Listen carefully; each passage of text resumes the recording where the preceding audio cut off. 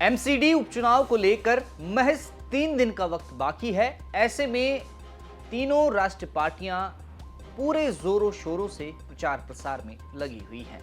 और अगर बात करें वीआईपी वार्ड यानी शालीमार बाग बी वार्ड की, तो इस वार्ड में भी तीनों प्रत्याशी मैदान में उतरी हुई हैं। ये वार्ड काफी खास है और वीआईपी बना हुआ है।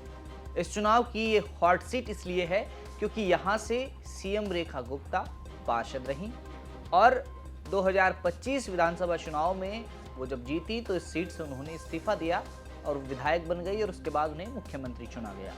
लेकिन अब इस सीट पर उपचुनाव होने जा रहे हैं, तो ऐसे में ये सीट सबकी नजर में है। इस सीट से तीनों प्रत्याशी की क्वालिफिकेशन, संपत्ति और योग्यता के बारे में इस रिपोर्ट में बात करेंगे। नमस्कार, आप देख रहे हैं दिल्ली तक, मैं हूं आपके साथ विजय नेगी। अगर इस वीआईपी वार्ड की बात करें तो आम आदमी पार्टी ने बबीता राणा को मैदान में उतारा है, कांग्रेस ने सरिता कुमारी को टिकट दिया है, तो वहीं बीजेपी ने अनीता जैन को चुनावी मैदान में उतारा हुआ है। अगर इस वीआईपी वार्ड की बात करें तो शालीमार बाग बी वार्ड में प्रत्याशी पूरे दमखम के साथ चुनावी मैदान में उतर गए हैं।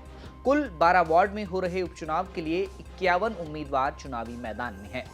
शालीमार बाग बी वार्ड से तीनों प्रमुख राजनीतिक दलों के उम्मीदवार मैदान में हैं। शालीमार बाग बी वार्ड में चुनाव लड़ रहे भाजपा, आम आदमी पार्टी और कांग्रेस के प्रत्याशियों में कौन कितना धनवान है और कौन कितना पढ़ा लिखा हुआ है, आइए इस पर नजर डालते हैं।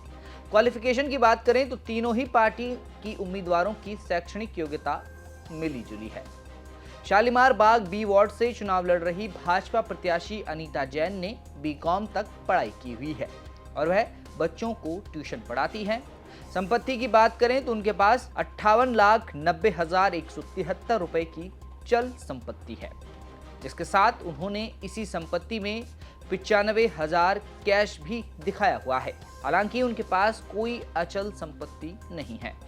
इसी वार्ड से आम आदमी पार्टी की प्रत्याशी बबीता राणा पेशे से वकील है।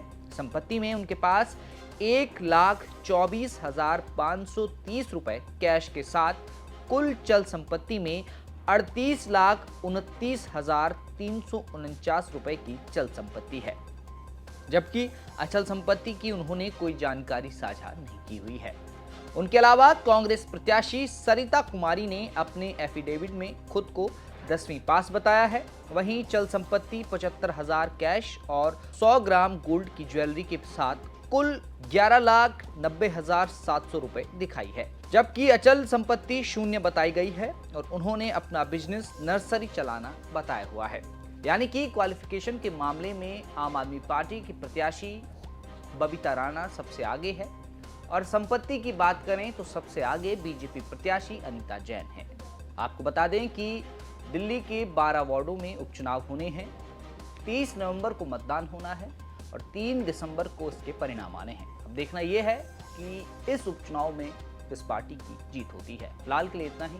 दिल्ली की तमाम खबरों को जानने के लिए आप देखते रहें दिल्ली तक।